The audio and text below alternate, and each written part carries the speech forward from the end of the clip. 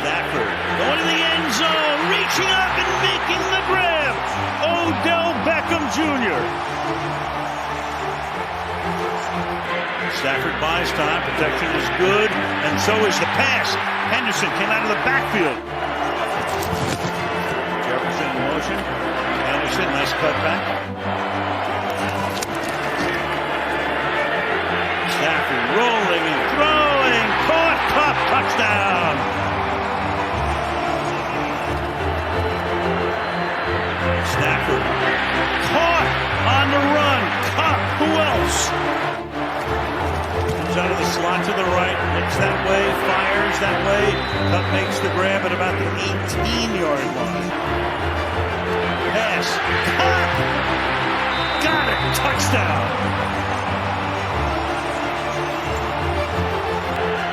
Burrow trying to keep it going, gets spun down, gets it away, and incomplete. It looked like P-Ron might have had a shot to make the grab, but the Rams now running down to celebrate with a defensive play. And guess who? Guess of course. Who? I mean, you don't even have to think about it. Do not even have to think about it. Pointing to the ring finger. Hey guys, and welcome to another East Coast Rams podcast. I am your co-host Ashton. With my awesome co-host here is Zach. And we have a special guest we'll get to in a second. Zach, how are you doing? A lot of news or lack of news to get to here soon. A lot of people leaving.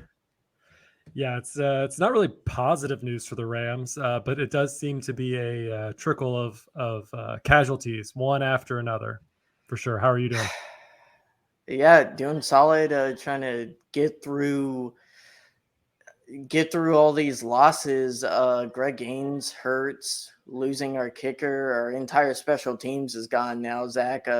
We'll go back to the dark days of just being terrible in special teams. And we have our special guest here, Andy. He's going to be helping break down the upcoming draft. He's my brother-in-law, big Dolphins fan, watches a lot more college football than either me or Zach. As you guys know, we are not draft experts, but we will try our best to put out as much information as we can about our opinions. And Andy will comment here and there about Ram stuff, I guess. He'll try on that part, but he's mostly here for the draft segment that we'll get to after all this lovely Rams topics. Zach, you want to go ahead and go over our notable losses? Yeah, so free agency. You know, the Rams are usually somewhat in the free agency market. We usually pick up some veteran players, but not this year. This year, it seems like we're doing a whole house sale on everybody and anybody. Even rumors of our quarterback getting thrown out there as well. So some notable losses. Taylor Rapp signing a one-year deal with the Bills. Greg Gaines signing a one-year deal with the Bucks. Bobby Wagner signing a one-year deal with Seattle. Brendan Powell signing a one-year deal with the Vikings. David Long Jr. signing a one-year deal with the Raiders. You see the theme going on here, one-year deals. Matt Orzech, our long snapper, signed a one-year deal with the Packers. David Edwards, a one-year deal with the Bills. And Baker Mayfield signing a one-year deal with the Bucks. Yeah, a lot of one-year deals, a lot of really inexpensive free agents that have kind of moved on to these one-year deals to kind of prove it to these other teams that they could possibly stay there longer. Feels like the Rams could have picked up at least a few of these players, maybe Greg Gaines, even keeping someone like David Long Jr. on the roster, just to kind of keep some continuity going into this 2023 season. How are you feeling about all these losses? Yeah, I think it's Greg Gaines will be a big loss. He was a very underrated player for the team. Some players, as you know, Zach, I'm a little bit more happy to see move forward. Again, guys, we want all these players to be successful, make their bank, have great careers after the Rams. Sometimes it's not a scheme fit. Sometimes some players just grow and are late bloomers. For Taylor Rapp, and he was just one I was looking forward to after we drafted, and he just never developed into the player that we needed him to be. The Rams already don't re-sign safeties, as we already know, Zach. But even then, he just never rose to that level of being a second-round pick.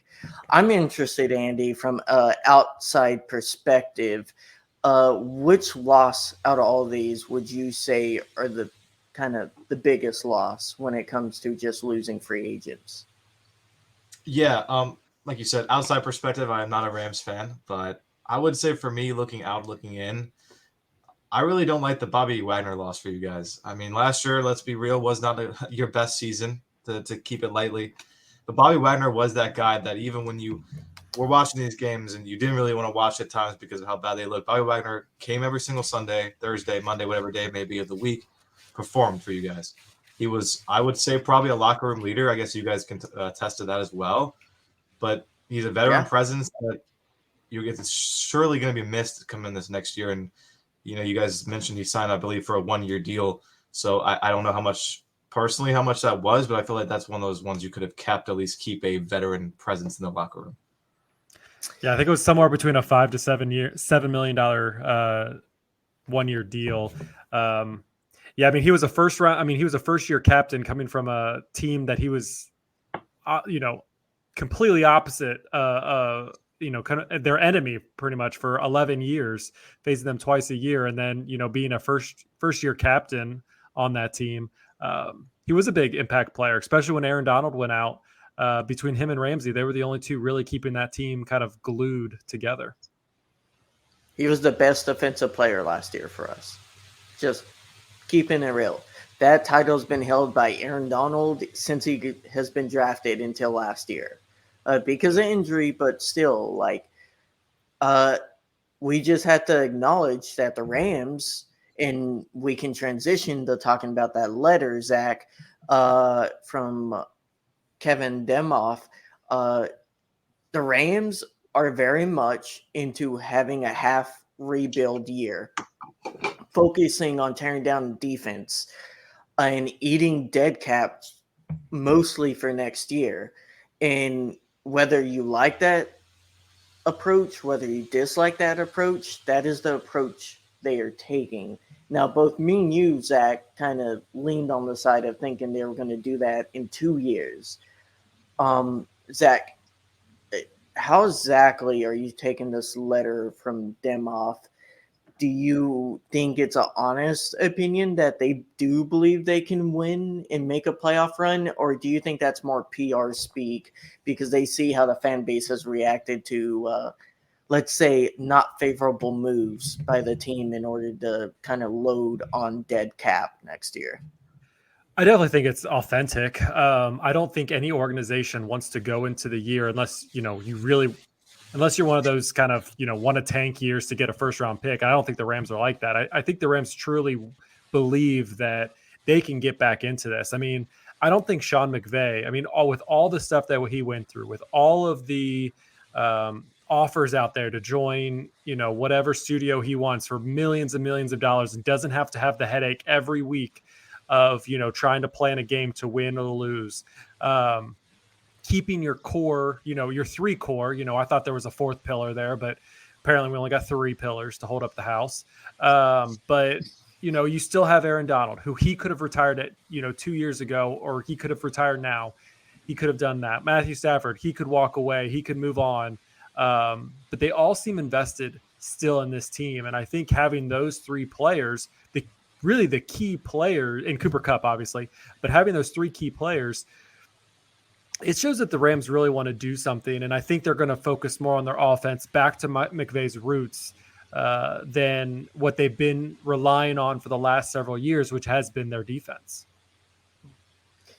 Andy, in your opinion, you have seen being a Dolphins fan, a varying number of reboots, resets.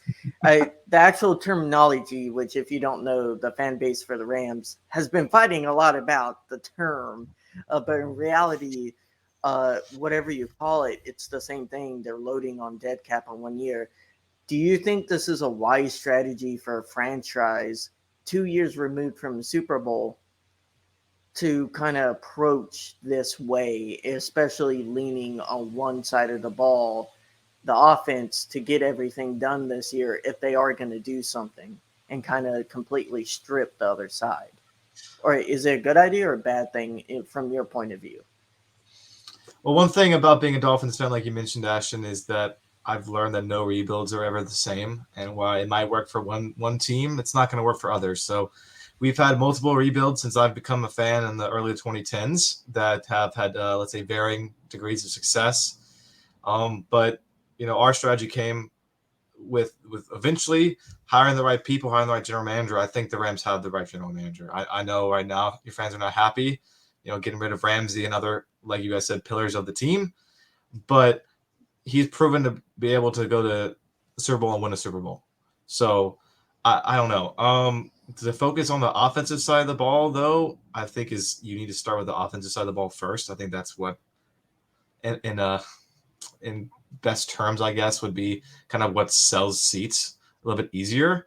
People want to see offense. Like, defenses are great. Defensive, like, the saying goes, defensiveness wins championships. But in terms of what sells seats and gets people in the seats, it's offense, right? The Rams' greatest show on turf, right? Ton of money coming in, great time. So I don't know. I don't think it's never like I don't want to put a stamp on like, oh, this is a good strategy or this is a bad strategy, because everybody's different. But I do like the fact that offense is the priority right now, and then worry about the defensive side of the ball later.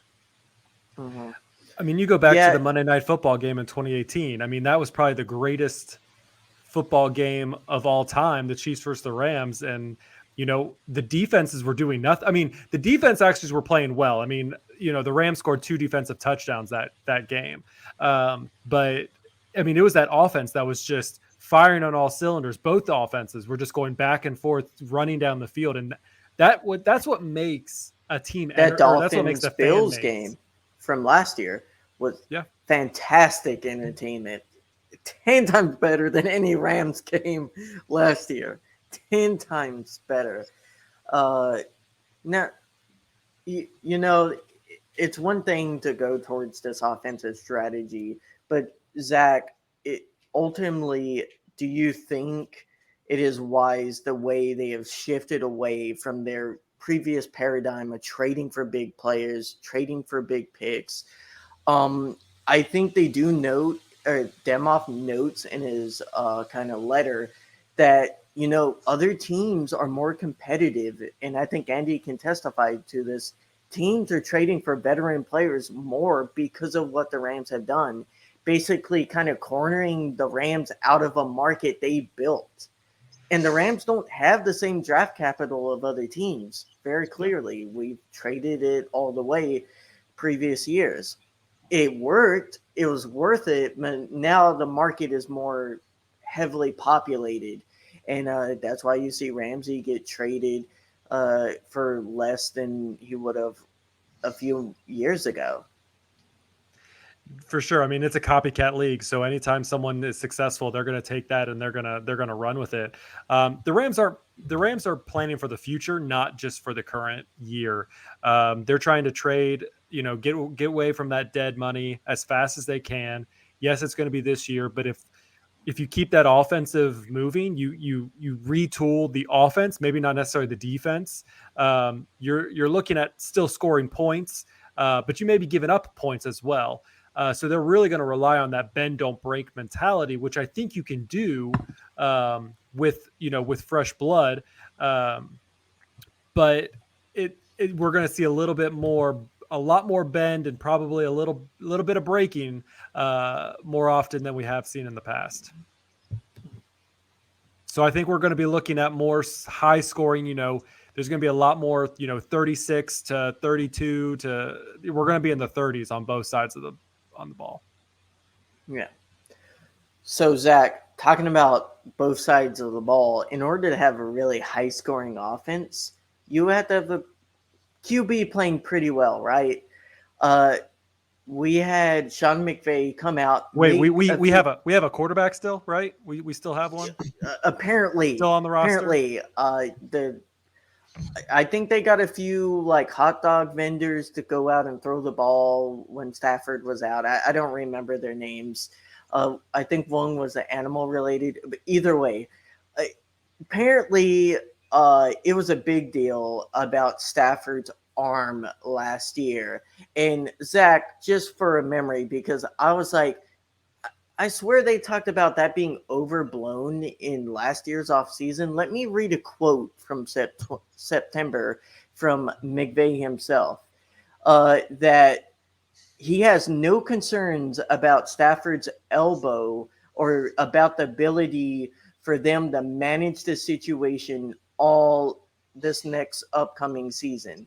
That he has no hesitation about Stafford's ability to throw the ball 50 to 55 times a game going into the Bills game.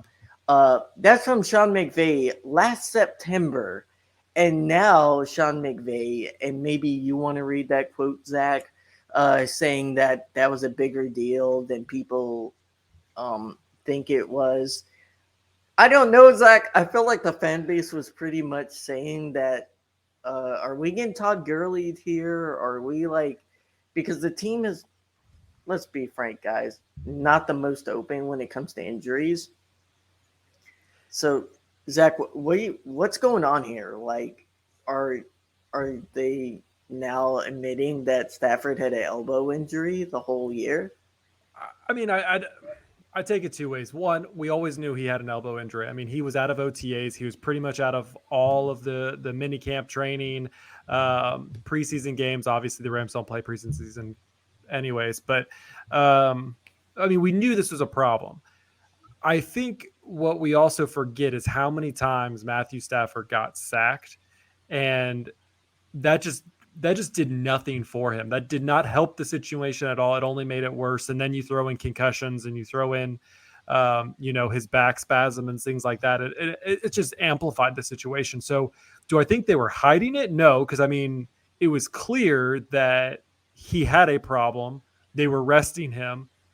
I think that they felt like he was going to be fine and he was going to be able to throw the ball. But again, when your offensive line is just letting loose all of these defenders on him, there's really, of course, he's going to have problems and he's going to go back and it's going to be even worse. So I don't think they were hiding it. I think maybe they were more optimistic at that time than originally planned. But the Rams They pay do a try to lot hide for those doctors. I mean, Andy, what's your take on this? Because you know something about team doctors being shady with their QB.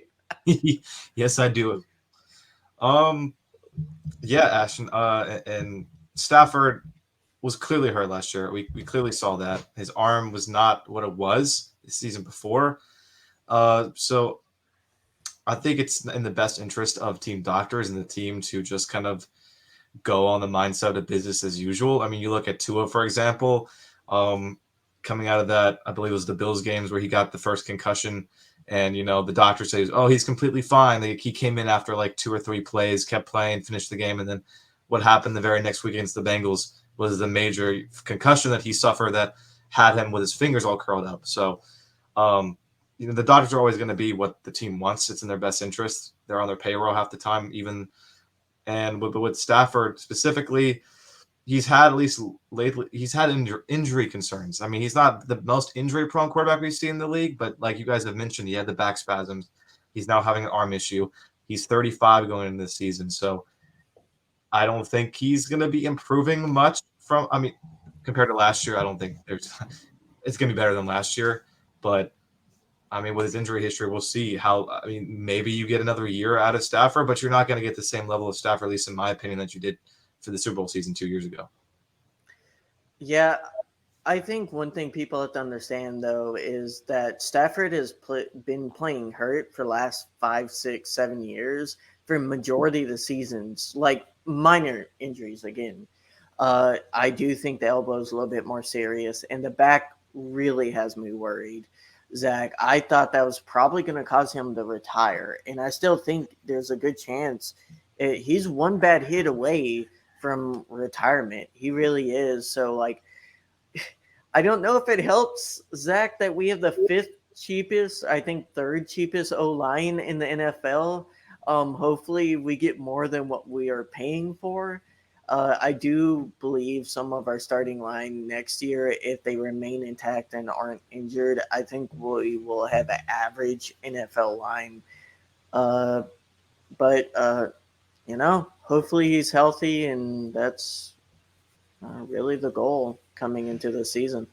Yeah, I mean, I tend to go listen to Kelly Stafford's podcast just to try to see if I get some nuggets of kind of the situation, and she's admitted she's fearful of him going out every single time, but it's his passion. He wants to be out on the field, he wants to play, and he wants to drive. And I think that's something we want to see in a quarterback. We want to see him drive, and we obviously don't want him to push himself into a position. But Stafford has never been that person to. I think he kind of realizes now that if it's something's wrong, he will step back. But I think he's even noted that he's ready to go. He's ready to get back, and he wants to get back in the business. And I'm excited to see what a fully healthy Stafford can look like, with an offensive line that hopefully is not completely reshuffled every single week for 11 weeks in a row. Mm-hmm. So we'll kind of quick hit a few minor topics. Rams save some money reworking Brian Allen's contract. Zach, I think they're trying to build up a little bit of money to sign one or two kind of like fringe free agents to cheap deals. You got any comments on Brian Allen's new contract? No, I mean, I think this is the one that I think most fans were kind of divided on. Some people wanted them just to kind of, move away from Brian Allen a little bit. They felt like Coleman Shelton would have been a better spot at center, which I totally understand. He seemed to be the protection seemed to be a lot better under the center when Coleman Shelton was in there than Brian Allen. And then fans are kind of, yes, they save money, but it kind of almost puts a long-term on Brian Allen a little bit. So it seems like, we'll keep him around a little bit longer, similar to kind of maybe the Leonard Floyd situation a little bit where, we kind of had to restructure him to keep him on, but now we're eating dead money and things like that. So, obviously he'll get his due, but we'll probably have to keep him around for a little while longer. Mm-hmm. And some of the new rule proposals got approved. However, the Rams did submit one, which was to make roughing the passer reviewable, and that was not approved. That was voted down. Andy, is that something you would have liked to seen, or do you think that was the right move by the committee to not approve that rule change? I think it was the wrong move. We saw a terrible, terrible reffing job this season with roughing the passer. We don't know what the call is. Like, if you're not going to at least make it reviewable, at least give a very consistent, by-the-book definition of how many steps or how hard the push is or whatever it may be. But so many times this season, somebody, usually the high-caliber quarterbacks or at least the most famous named quarterbacks, Aaron Rodgers, the Tom Brady's of the world, where they would get sniffed at, fall down, and then you would have a crucial first down call given to the offense because of a stupid roughing the passer call. So I like the Rams proposal, like you said, of being able to review it. I think it should be able to be done. So I think it was the wrong move. I mean, we got to figure out roughing the passer in the league. There's a few that we can all agree. There's a few calls in the league that makes us NFL fans just go incredibly angry because of how inconsistent they are. Roughing the passer is definitely one of them. What about you, Zach? Is that something you think they missed the ball on? Yeah, I'm usually not the one to kind of want to keep putting more and more rules and putting more stuff into the officials' hands, but I think it's something that I think definitely needs to be a reviewable aspect of the game. I mean, we're talking about like this this could really hurt players, especially if things aren't called, or if things are called. I mean, it needs to be reviewable. Almost you should be able to challenge any kind of penalty to verify. I think you should be, if you have 2 challenges, you should be able to challenge whatever the heck you want. I think that makes more sense than, making it an auto review or something like that. I love the XFL rule where you get 1 challenge and you can challenge anything, and if you fail on it, it uses a timeout. So like teams aren't consistently using it either, but there have been times in the XFL where something was clear and you can challenge non-calls, you can challenge calls themselves, you can challenge even like down and distance. Like it's kind of like up to the team if they disagree with any aspect of the game. They get 1 time during the whole game to kind of like annul that or change that. And I think that would be a great thing to do. And it kind of boggles my mind why the NFL won't go to some of that common sense stuff. Well, guys, we're about to jump into the draft stuff. This is where the meat of Andy's content will come. But first, you are a Dolphins fan, so me and Zach have to ask you, what's your opinion on your criminal GM for the thievery he committed with Ramsey? You got to tell me, is the DA of Florida looking at this guy for the theft of Ramsey from the Rams? Oh man, that was the biggest fleece job I've seen in a long, long time. I mean, I know you guys went through it in your like 2 podcasts ago, the Trey when it happened, but a 3rd round pick and a tight end Hunter Long, who shockingly, believe it or not, us as the Dolphins fans, Dolphin Twitter, were very like split on. Well, some of us was like, oh, he's the future, he's going to be a great tight end. Well, the other like half of us, and me included, think he was is going to be a mediocre bench player tight end.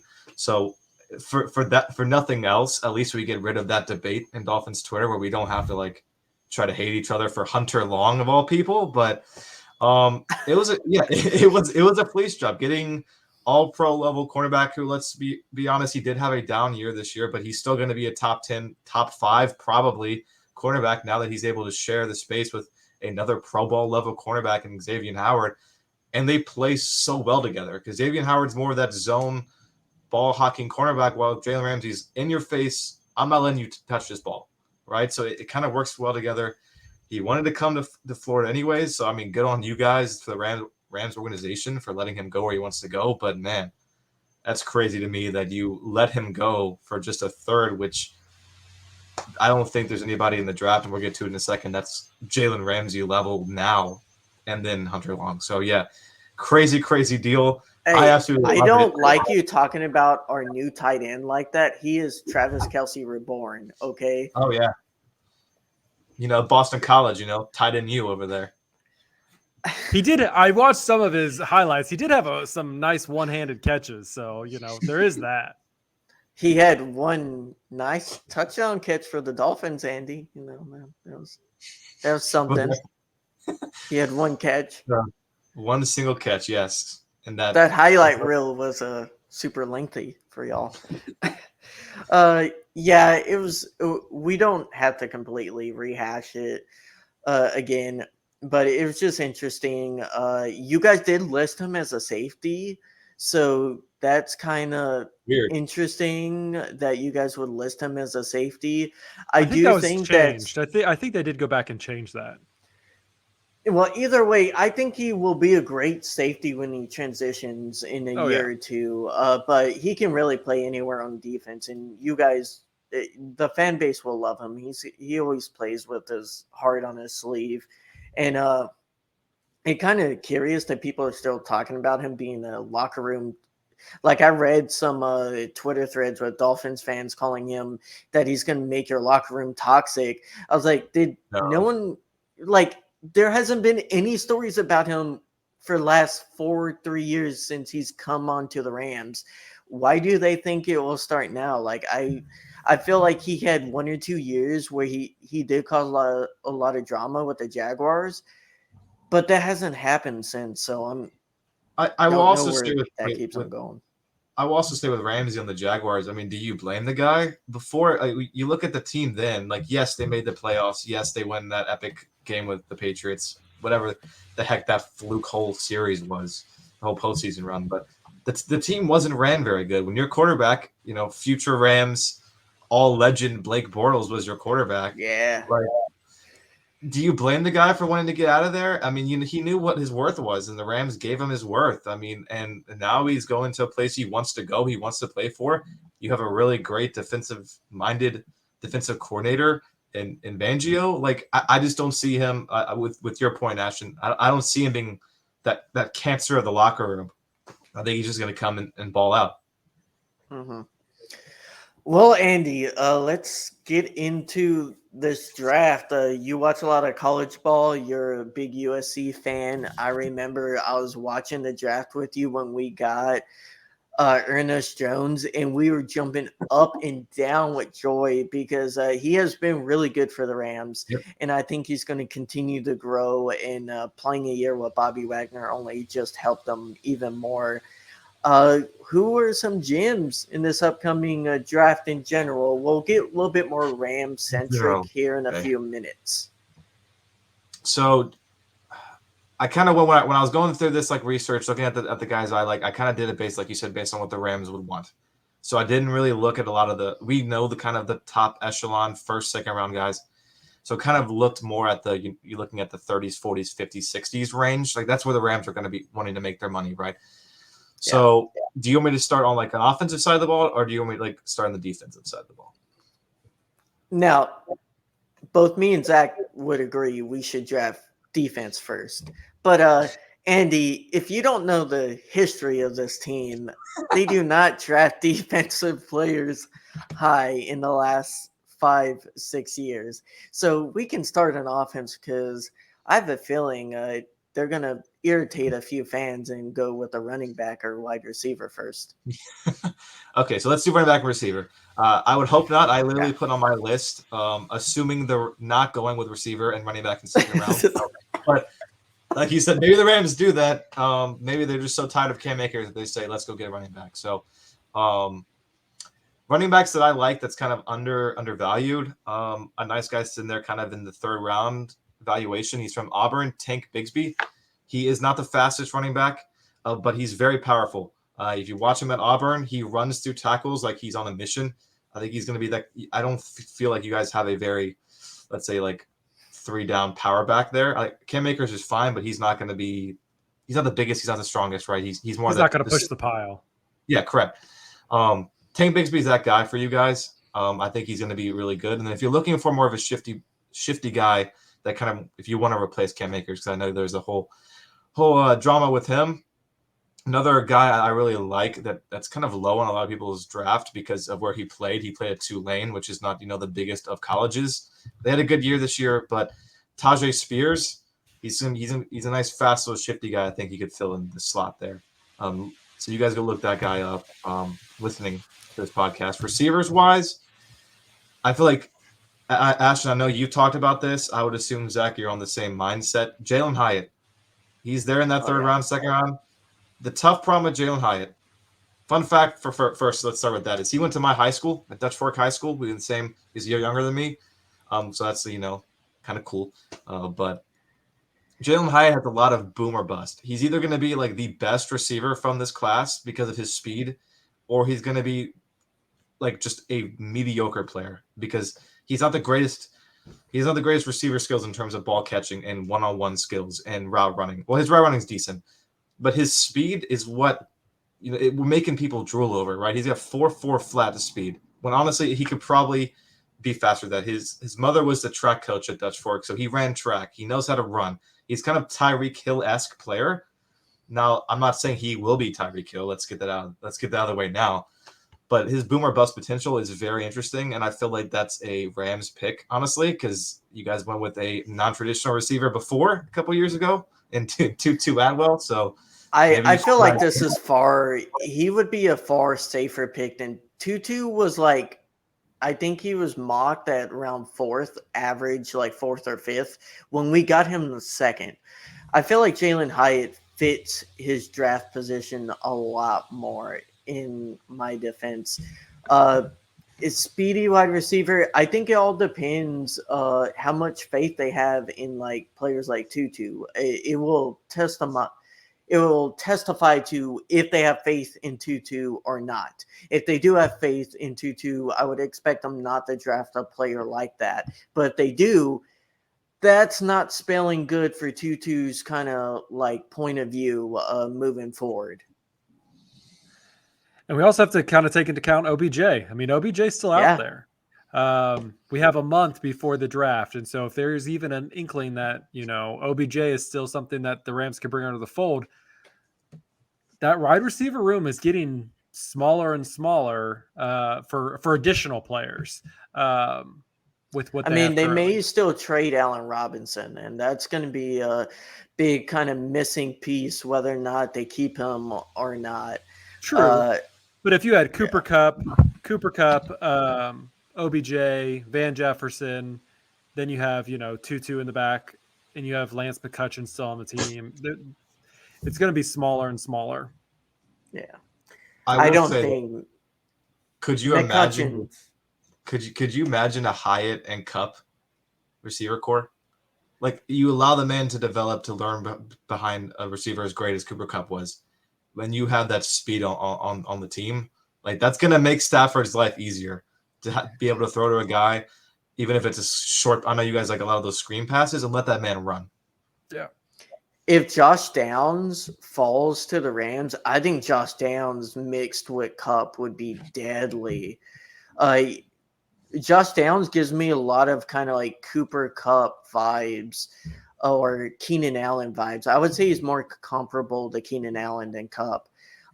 He just reminds me of that style of player, really great route running, just played great at UNC. What's your opinion on Josh Downs, Andy? That was when I was debating to put on this list, because I know his kind of projected is kind of that late first, early second. Now, so we don't know for sure if he'll still be there for the Rams in the mid-second round. But I don't hate Josh Downs. He's had to deal with 2 different quarterback changes, and he's still produced with both. With I know he had, I cannot think of the Commanders. Sam Howell was his first quarterback, and now he's with, and it's slipping my mind, the new quarterback that he has in North Carolina now. But he's developed through both. 2 new quarterbacks, and he's produced. So I like Josh Downs, but it's the big question: will he be there for the Rams? And is it worth wasting a second when you guys need it? Not wasting, but using that pick on not really a team need as of now. Well, I think it's a team need, but most people disagree with me currently. Would you think receivers like the biggest need, though? I think you can agree on it's not. I mean, I do fully believe our in-house options for O-line, if they stay healthy, can be serviceable. Defense, I just don't think they're going to be wanting to address that this draft high. I think they want a high-scoring offense. Unless they can get a crazy edge for somehow an edge. Yeah, if they fall. If they fall, that's the only thing that I could see them trying to pick up is someone to help out on the edge. Yeah, first-round talent falling on edge, they will take it if they fall down to us. But I don't think that's going to happen. I think you're more likely a wide receiver leg down, kind of like falls in your lap. I mean, I was expecting a tight end, but then that the Dolphins screwed that out of the way. So couldn't give us anybody else. He gave us a tight end. Jeez Louise. Yeah, not Tyreek Hill. Like he's getting old. You can just trade him. I will say with tight ends, though, at least in my opinion, and people could say I'm wrong. You guys can say I'm wrong. It's all good, but I don't think the tight end class this year is very deep. I think there's a lot of really good ones up top, and by the time the Rams were going to choose in the second and third round, most of those big name tight ends were already be gone. So the only one I really liked was from Georgia. I think Zach brought him up. Darnell Washington. Yep. Yeah. He's on my list. Yeah. The only problem with tight ends is that, if you go back and you look at the past years, there's not that many that go off in the first round.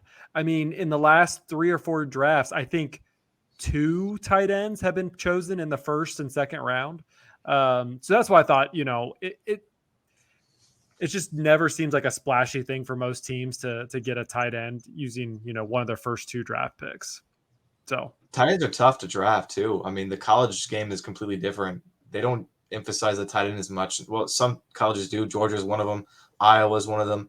But the majority of college teams, unlike the NFL, don't really use tight ends in the system, especially not in like a blocking system. A lot of them use them as just another receiver, kind of like the Evan Ingram-esque type tight end.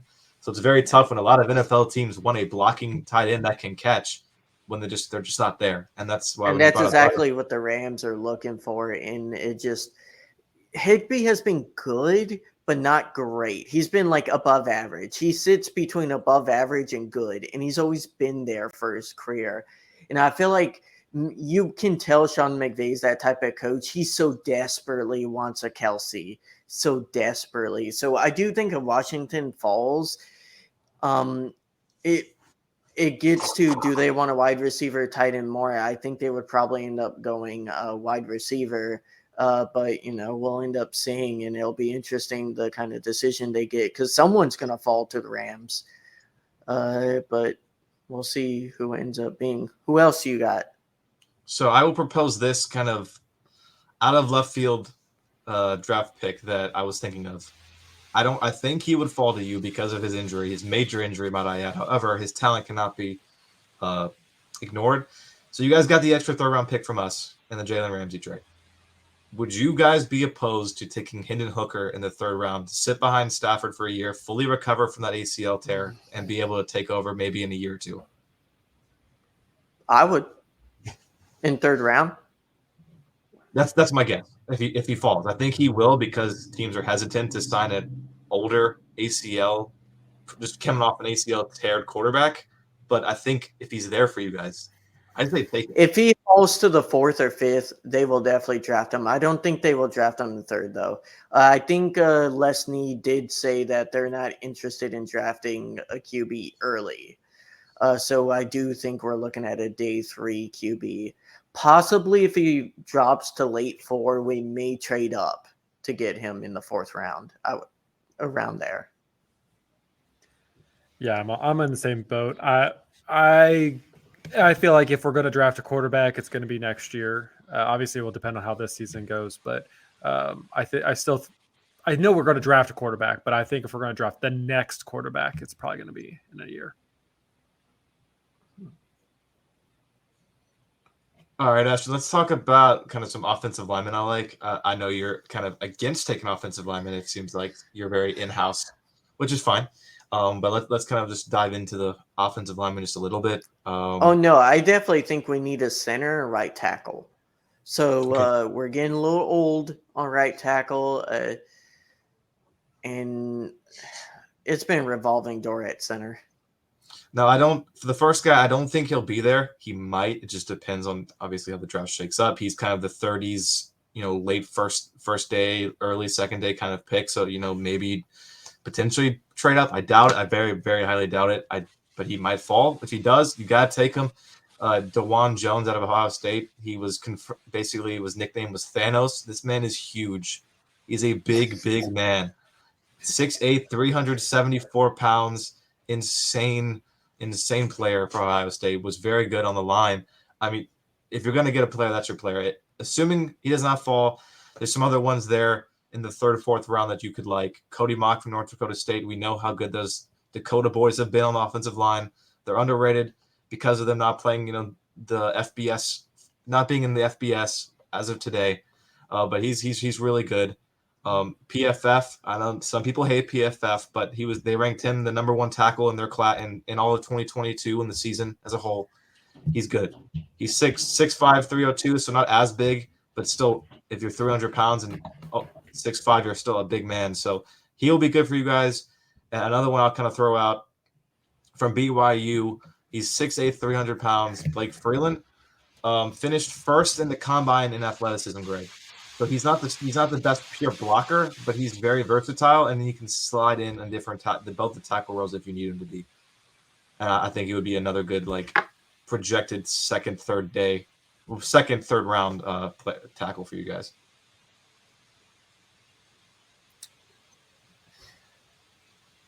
Yeah. Hey, that's-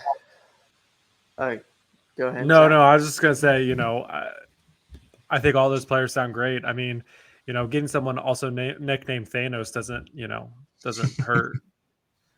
You know, Oh no, I could imagine him falling, and as soon as we are expecting the Rams to pick him, they get a speedy wide receiver instead. Yeah, Andy, you don't know, but the entire fan base thought the Rams were going to pick Creed Humphrey when he fell to them. I don't The know. Me and you now were. Super Bowl winning center for the Chiefs, who has been fantastic for him, and the Rams decided to get Tutu Atwell, who has produced not as much as Creed Humphrey. I remember watching that draft with you live, and we saw that the Chiefs grabbed Creed Humphrey, and you were just upset. You're like, how is it fair that the Chiefs get such a great player and they just fell in their lap? So I agree, Ashton. I think I was on the boat with you and really the entire Ram fan base at that point that Creed Humphrey was a no-brainer pick, and he turned out to be one of the best centers, or at least rookie centers and first and second year centers we see in the league. too much faith in Brian Allen. Even then, then you have a great second level player behind Brian Allen if he does pan out. I'm not saying Brian Allen is awful. I'm just saying he's not Creed Humphrey. And it was pretty clear Creed Humphrey was going to be good. And if Creed Humphrey is bad, you still have Brian Allen there. It just was the better. It made even more sense given the fact that we had thin offensive line depth at that time. So it made sense short term to get him. It made sense long term to get him. I guess. I feel like in the depth position, though, you remember we still had Coleman Shelton too. So Coleman Shelton was able to slide into that center role. So center really wasn't their focal point when they were going into that draft because they had Brian Allen. They knew Coleman Shelton was a backup at that position. I think that's what their mindset was going for. I get the whole Creed Humphrey thing. It makes sense. I'm giving the realistic of why the Rams probably chose against it. But then you got they chose for wide receiver. So again, I can't say why they chose that wide receiver. I'm just giving you why they didn't choose Creed Humphrey. Yeah, but fun stuff there. Any safeties? Do you have any safeties on your list? Because we don't have any now. Yeah, so I did. Even though the team needs, according to other sources, including PFF, Draft Network, all that, does not have safety as a Rams need. I did go in there and look myself at some safeties for you guys. I figured you would want that. Some of the ones I like, Jamie Robinson, kind of that second, third round grade. He used to play for South Carolina. He kind of transferred, played for Florida State his last 2 years of college. Now, what's great about that is he played more of a nickel slot role for us at South Carolina, but then he switched and became more that roaming free safety at Florida State. So he's proven he can do both. He's kind of a very versatile safety. He's 5'11", so he's not the tallest, but that means he's more fast. So he's a very, like I said before, versatile, do-it-all kind of safety. Would be a great pick there. I might be the only one on this hill, but Brandon Joseph out of Notre Dame has fallen from grace a lot. He's down to a 5th to 6th round projection now. At one time was a fringe first-round talent. So whenever you have a guy that was at one point such a highly drafted prospect, it's always worth a late-round pick to see if he could be that again. He has had injury history, which is why he's fallen so far back. He's not the greatest tackler. He misses some tackles, but with the defensive-minded team that you've had in the past, I think he can learn that. But he's a ball-hawking safety. He gets those interceptions, a lot of interceptions. And then the last one I'll get a little bit higher up, Jordan Battle out of Alabama, 6'1". Oh yeah, I like him. Yep, 209 pounds. He's got 4.55 speed on his 40 time. Nice size with speed combo, like I just mentioned. Plays free and more deep, more of a pure free safety as well. So some really good options there in the 3rd and 4th round. And then if you want to go kind of swing for the fences in that 6th round, I really like Joseph out of Notre Dame. I think he's going to be a steal because his injuries just making him fall far. Mm-hmm. And the Rams haven't been averse to getting players with known injury history, especially in the 6th and 7th round, even as high as the 3rd round with Terrell Lewis. which didn't turn out the best for the team. But overall, like, it was worth taking a shot. I feel like on players that could be first rounders, if they turn out to be healthy and they work out good. If not, then like you can take 1 or 2 shots in a draft, and I'm perfectly fine with that.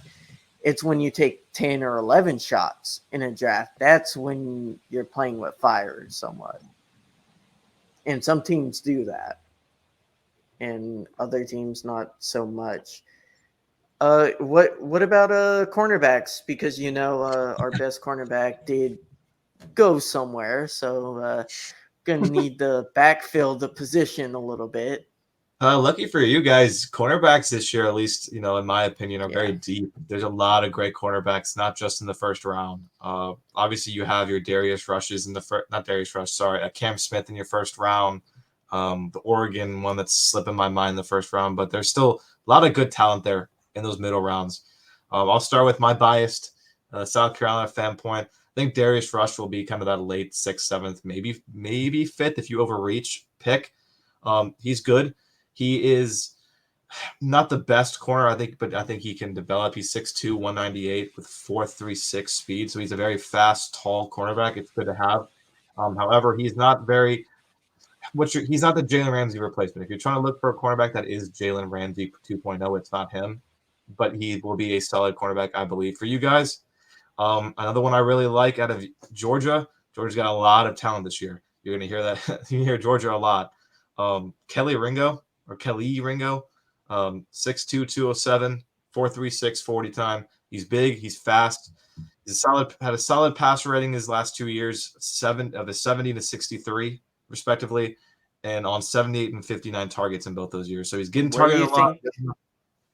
Sorry, where do you think he's gonna go? Like what round?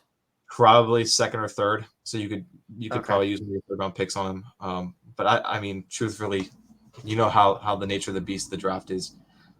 He's the best mid-round quarterback in my opinion. He's got the best combo of size, speed, and he's not a slot corner. So that's something you guys need. You're getting Jalen Ramsey was not that slot corner for you guys. He was that man-to-man number one. I think Kelly Ringo can be that guy. And another one that's kind of, I would say, let's throw in a kind of a slot guy. I might butcher his name, but it's Travius Hodges-Tomlinson from TCU. I know, Ashton, you really liked him as well. He's only 5'8". That's the problem. He's very small. But in last year, he had 81 targets and had a 42 passer rating on 81 targets. So that's really good. He does not allow a lot of passes to be caught. And when he does, they don't go for much yards. So he's a good tackler and he's a good ball hawk. However, he does not get a lot of interceptions. However, that also does not mean he's a bad player. Jalen Ramsey did not get a lot of interceptions in his time with the Rams relatively to other cornerbacks in the league. So him only getting 5 interceptions through his career at TCU does not mean he'll be a bad corner. Just means he didn't have the opportunities or didn't really try to go for those interceptions. He just cared more about stopping the pass. So in terms of cornerbacks, those are 3 that I would have on the mid-round radar for you guys. Mm-hmm. And what about edge, Andy? I feel like the thing that has been most needed, because our pressures fell off a cliff when Aaron Donald got hurt. And Aaron Donald has been 90% of this pass rush for a majority of the time he's been here, and he needs help. He needs desperately help. Yeah, so I'll start with kind of a 7th round graded guy that I think if you want to just kind of toss some pasta on the wall and see if it sticks, if you will. Britton Cox Jr. out of Florida. He's been injured. That's the problem. Injuries tank a lot of these prospects draft stock. We know this. But when he has been healthy, he's been great. He's had 69 hurries in his 33 games in Florida, resulting in 12 sacks. So that's also kind of a concern, is he's getting a lot of these pressures, but he's not able to finish the job. I think being alongside Aaron Donald will help him, will teach him how to finish these guys, get that sack. And it's a 7th round pick. I mean, literally, what do you have to lose, right? 7th round picks are usually get cut most of the time anyways. Going more in the middle rounds, I don't know how he fell so far. The Army edger, Andre Carter, was at one point a 1st round graded guy. He has fallen to more of a 2nd to even 3rd round in some mock drafts. I don't know why. He had 20 sacks in 32 games, 60 hurries in 32 games, so he's getting the quarterback. He's a good edge rusher. I really like him. The top of the class, I think, for you guys, at least if he can fall to you in that second round, because your pick is what, 36, I believe? Yeah. 36. He has kind of the 30-ish range. Is BJ Ojolari from LSU had highest amount of hurries out of all the people I've looked for you guys. He had 676 hurries in 34 games. He gets to the quarterback at a very healthy rate. That averages out to at least 2 hurries a game. Imagine that alongside Aaron Donald. It would just be an insane pass rush from him. I really like him there. If he's there, you got to take him. I don't see. If I had to pick, like, if you want to say edge is one of your biggest needs, and you can get a guy like Ojolari at 36, you got to take him there. It's a perfect spot, and he's a first round player that could fall in the second. Yeah, I definitely think one of the game plans could be to take Ojolari if he falls, and if he doesn't, to trade back and get Andre Carter and kind of like get another third round pick. And that would be a solid plan. There's still going to be wide receivers like Zay Flowers in the third round. You're going to have options there. You may be able to take a shot at a tight end and then take a shot at cornerback in the third round like Hodges Tomlinson, but still get Andre Carter and still be able to, if you don't get someone like that edge rusher from LSU in there. Andy, what would you say is the biggest need from outside perspective for the Rams? I know you're not going to like this, Ashton. It's got to be offensive line. I just think, at least in terms of outside looking in, unbiased perspective, I think offensive line is your biggest weakness. Personally, I think that we kind of saw. I know injury was a big reason why a lot of times they were hurt. They were hurt last year. They weren't on the field. The rotating door, as you guys mentioned to earlier in this podcast. But if I'm the Rams GM, you got to go with the offensive line help. However, if the best offensive lineman that you want is not there in the second or third round, there's no need to overpay for a offensive tackle or offensive guard or even center that's more of a fifth round pick. So it's kind of depending on how other teams pick. But if your guy lands there in the second round, you got to get him. If not, I probably go, at least if I'm the Rams, probably edge rusher. You got to get pressure on the quarterback. So I would probably go edge, and there's a lot of good edge rushers. The only problem with that is we realistically already have 3 known starters because they brought Brian Allen back. They have Logan Bruss, the guy they drafted be the right guard last year who got hurt. And then we definitely know that Havenstein will be right tackle. So the question is, who's going to be your left? I think left guard, if they draft someone in the second and third round, could potentially be who they draft. They could potentially put Nopum there because they did extend them and give him a lot of money. So having them sit doesn't make sense. And then left tackle, you have AJ Arcuri, who I think outplayed Nopum last year when he was healthy. So like you said, I just think it's more of a depth thing than like needing a starter. I think they have 5 guys who can play and be an average line. Can they stay healthy? That's who knows. Like that's sometimes is completely random. What about you, Zach? What do you think is the biggest need you think they need to address in the first 2 rounds? Or second and third round. I'm definitely thinking I would go the same way, edge. I mean, I think I've been saying that for several weeks now. I think that's really their big need, but that's not what the Rams are going to do. We know this. They're going to go offensive. They're going to go offensive weapons. That's what Sean McVay wants. That's what Sean McVay likes. And if that's going to get them all the points in the world, sure, let's do it. But realistically, I really think they do need someone on the defensive side of the field, especially since, our defense is young, but it's only because, and it's only going to be good because we have Aaron Donald. You're going to need someone who, will potentially take on that legacy once he's gone. And this is going to be the year to start it. Let's start off with an edge rusher so that we can build that rapport with Aaron Donald while he's here. And then when he moves on, then we still have, at least 2 more years under his rookie contract and then possibly extend. So I'm on the edge as I'm on the edge literally as it goes with the with their first couple picks. But other than that, I probably will guess they're going to go offensive weapons. It wouldn't shock me if they trade up to get Quentin Johnson. I feel like this team will do something crazy in the draft. Wow. That would be insane. It's the Rams. I would be surprised if they do something crazy that irritates or kind of irks the entire fan base, but they've won a lot of games. We can't deny that. So hopefully this plan goes according to how they foresee. Other teams do weird stuff that you can't take into account. A lot of people don't realize that either. Sometimes you get the Raiders taking Alex Leatherwood, the pick before you, and you're just like, that happened. And you get someone falls straight in your lap that you're like, I wasn't planning on drafting a bad case for us QB that just dropped in my lap, but like, how do I not take this guy? Or I have a D tackle.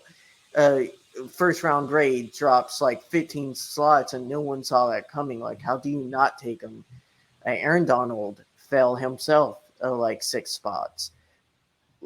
Like, sometimes you don't see stuff coming. So we'll kind of see how that goes.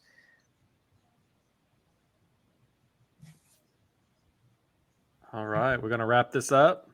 Yep. All right. All right. Well, everybody, thank you for joining us on another East Coast Rams podcast. You can always send questions and feedback to us at feedback@eastcoastrams.com or hit us up on Twitter. Our official Twitter account is @EastCoastRams.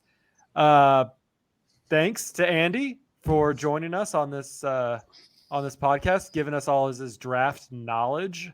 I am not a draft guy myself. I just watch and comment like a fool. So it's really great to get some insight on some possible draft picks for the Rams. So where can people find you, or is there any projects that you work on the side? I like to say I try to help Ashton when I can with the research for you guys. But no, I wouldn't say any projects right now. But if you want to follow me on Twitter, you can see right there. It's @AndySandlin2001. I post some sports stuff sometimes, but I wouldn't call myself the most active. But if you want to see some Dolphin stuff, I know you guys are rare, but come on over. I'd love to see you there. Hey, Andy, when we play you guys again, we'll have to do something for the podcast for that. Have a little bit of fun. Yeah. The last game was eventful. If you guys don't know, we both watched it together, and that was the game where I believe Tua's first season, he fumbles the first play of the game, and Andy's freaking out, guys. Like, he's completely melting down. He's like, because they were having a bad season already, but he's like, oh man, we're going to lose. We suck. We're awful. And I looked at him. I was like, we're going to throw you an interception here. Just calm down. And literally 2 plays later, Jared Goff throws a pick. And that was Goff last season, I believe, right, Ashton? Yep. That was 2020. So we got 2 more years, but eventually we'll be able to hang out and see that again, and we'll do stuff for the podcast. And I would love to have Andy come with me out to Indy and see you, Zach, and kind of see the combine in the next few years and be able to do more draft stuff, because I feel like that's a big area of our podcast we can grow on and kind of nurture and get better at, and I want to. So thank you for Ashton. joining, by the way. Oh. Yes. Ashton, anything else you want to say, where people can reach out to you? Nope, just RamFan Ashton 1. Find me on the Twitters. Doing my thing, putting my opinion correct and a lot of incorrect out there, and sometimes Twitter, whether people like it or not, we're gonna post. Yeah, I mean, I don't know what else you expect when you click on my name but my opinion. I mean, sometimes that confuses me when people are shocked to see your opinions on Twitter. Like, literally what it's used for. All right. Well, with that, remember that we're also on YouTube. That's where we're at. That's where you can see us right here. That's probably where you're at on YouTube. You can follow, please subscribe to the podcast, youtube.com/at East Coast Rams. Even if you subscribe to the pod through other means, please subscribe to the YouTube channel. Or if you subscribe to the YouTube channel, subscribe to the other methods. Leave us a review, comment, anything. Would be greatly appreciated. Helps us grow our numbers. But yeah, that's going to wrap it up with this week, and we'll be back maybe next week, maybe not. Depends on how Ram news goes. Maybe we'll get some crazy free agent veteran next week. Maybe. Yeah, Eric Weddle out of retirement, time 3. Well, we do need a safety. Really, we might be making a few phone calls here in a few weeks. All right, everybody. As we always say, go Rams, horns up. See you later, Emily.